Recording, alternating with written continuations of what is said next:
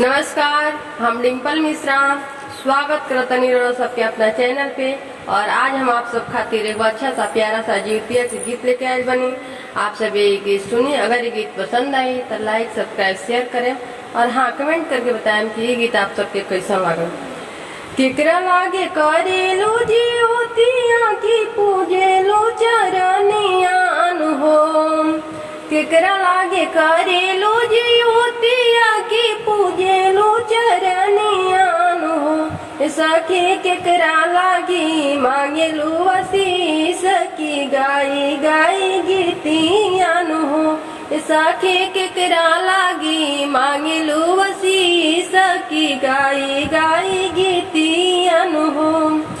बेटा लागे करे जीवतिया की पूजे ले चरनियान हो।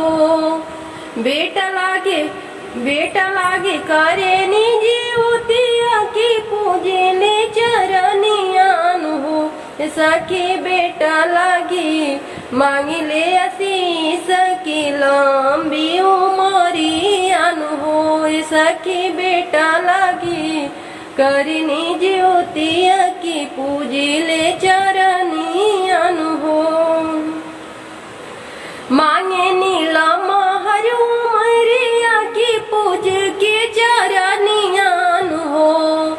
मांगे नीला महरु मरिया की पूज के चरनियान हो। सखी जुग जुग जियस मोरे बाबू की मांगे निया सिसियान हो। सखी जुग जुग जियस मोरे बाबू की मांगे निया सिसियान हो। केकरा लागे करे लो जीवतिया की पूजे लो चरनियान हो। केकरा लागे पूजे लो जीवतिया की